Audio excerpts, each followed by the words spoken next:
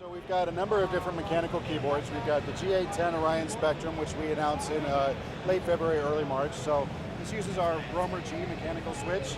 This is a switch that we custom designed along with a partner, Omron, to be from the ground up gaming grade switch. So the key differences on this are that with a standard switch, you've got a total travel distance of about 4 millimeters, and the actuation distance is 2. With ours, we have a 3 millimeter travel distance and a 1.5 millimeter actuation distance. So what that means is that if you press on this key, it's going to actuate sooner than you would on a standard mechanical switch.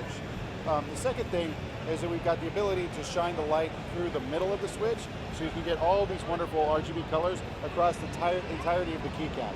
So you don't have to only illuminate the top half. In addition, we don't have a lot of we don't have any light leakage, so you're only seeing the light come up through the keycap rather than seeing it come up like spread all around all the other ones, just like unicorn vomit. So in our keyboard line, we've got 3 RGB mechanical keyboards. This is the G810 Orion Spectrum.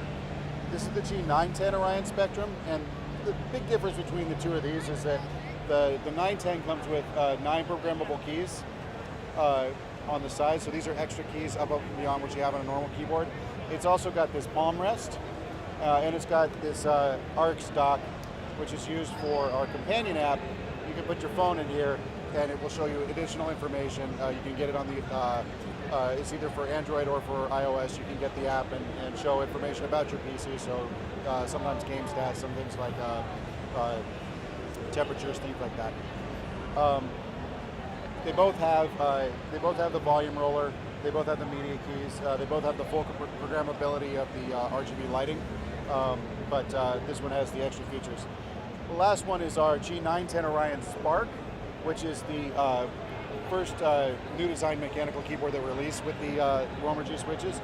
Big difference between this and the Spectrum is that this one has a different shaped palm rest, and this one has different shaped keycaps. So you'll notice that instead of being the standard rounded shape,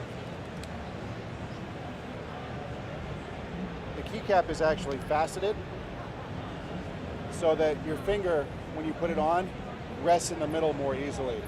With the G910 Orion Spectrum, they're more of a standard curved shape, which is nicer for people fine for typing. So the hardcore gamers really enjoyed this because all they're doing is gaming 9-10 hours a day. But with the faceted keycaps, a lot of people found it was more difficult to type. So we offer both. Next, we have our G610 Orion G610 Orion keyboard. So we have 2 keyboards with the Cherry NX key switches. One of them uses the brown switch and one of them uses the red switch.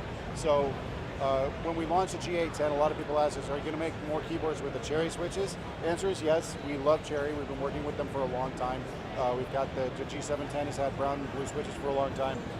With the G610, we've launched a brown switch version and a red switch version because we know that a lot of people are very happy with this kind of switch, and we want to make sure that they've got choice. So it's got the programmability of the key lighting. You can set the keys, some of them to be on, some of them to be off, depending on what your game you're playing, stuff like that.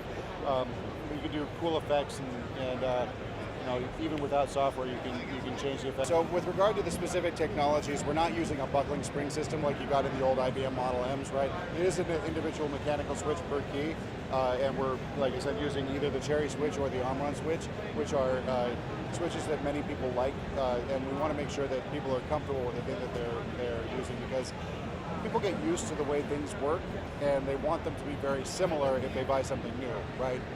It's not that you can't do new things, but we did the faceted keycaps on the G910 Orion Spark, and a lot of people said, you know what, this is not for me, and that's why we listened to them and said, okay, well, the keycap shape was not, to some people's liking. It was kind of polarizing. The palm rest shape was not to people's liking. It was kind of polarizing. So we offer an opportunity, or we took the opportunity to make the product better based on the customer's feedback. Different gamers like different things, and different gamers are used to different things. A lot of people are moving away from notebooks to desktop PCs, and they appreciate the feelings of the keyboards that comes with it, right? They don't want to stick with something that they've used before. But a lot of it comes down to the reason people choose mechanical specifically is due to consistency, right? Each mechanical switch is manufactured to within a specific tolerance, so you're always going to get a very similar feeling on every single one that you click. You're not going to get, one Cherry keyboard, a brand new Cherry keyboard is going to feel different from this other brand new Cherry keyboard because they're using the same switches. They should feel pretty much the same, unless you do things like add O-rings or something to them. So consistency is really important when you're talking about gaming because you want to make sure that you know exactly if you're trying to do a combination, a key combination, that exactly at the right cadence, right? Or if you're doing something like you're trying to double tap a key, right? If you've got the browns, you've got the tactile bumps, and you can feel where the switch actually makes, so you don't have to bottom it out and then come back up and bottom it out again like you would with a membrane keyboard. You can actually just double tap at the actuation point, and you go much faster because you're saving 2 millimeters of movement. 2 millimeters doesn't seem like a lot, but when you're talking about the difference between $5,000 and $500,000, people really start to care about the little minute details.